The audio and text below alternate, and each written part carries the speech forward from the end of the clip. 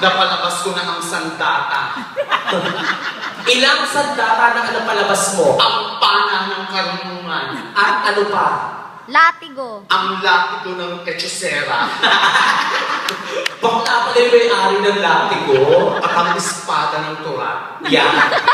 Napakasarap naman ng espada yan. J Brothers talaga. Ano po mga awitin ng J Brothers po? Kahit ano po. Meron ba tayong mga J Brothers dyan? Kayo ni Leia ang magkawangis eh. Tapos sila naman yung... Oo. No? Kapatid nga. Magkaka-size. Pero ito si Daddy, medyo malaman-laman ng konti, ano? Pasasaan ba? Darating din sa auto. Ilan ang anak mo bukod sa kanya kay Bujok? Tatlo. Tatlo din ang anak mo. 3 and 1. Ito kape. Ilan kayo magkakapatid? Tatlo. Tatlo din. Sino? Si Nico, si... Hindi. Hindi. Anak niya to. Si Okay, ito si... Tapos sila magkakapatid 4. Ah. Tapos tatlo din ang anak. Bay, pare-pareho kayo ng libido. Ano? 3:3, no? Pag lumagpas ng 3, itatakwil.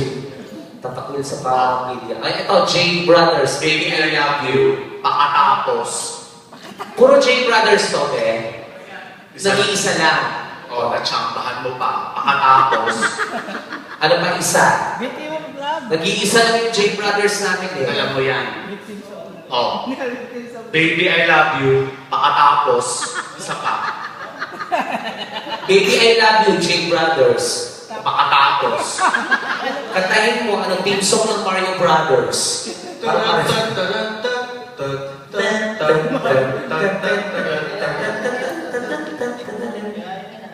Banata na yan. Oh, isa pa nga. Baby, I love you.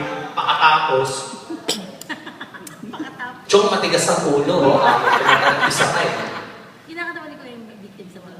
Oo, natin. Hindi, kahit hindi Ay, J naalala ko Brothers. sa atin. Diba? Mga James Ingram, gano'n. Victims of love. Victims of love. Ayun. Palong-palong. Oh, sige. Babanatan din niya yan. Victims of love. Oh. Eh, Para malaglag na yung dapat malaglag. No? excuse me. Yan yung mga masarap ka na eh. Tawag dito, pinatutok-tok pag bumabiyahe, no? Pag bumabiyahe na ka.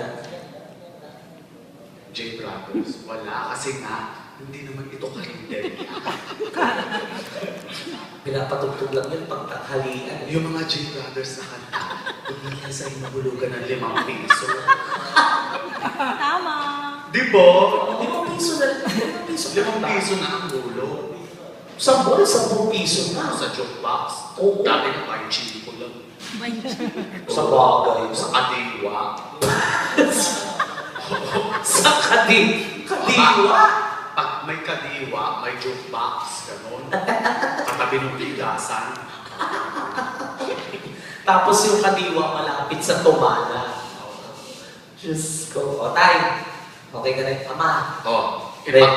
bulungan nyo na sana ay kumapit.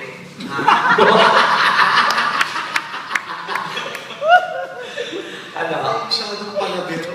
Okay. At meron akong mantika doon. Ha? Tama.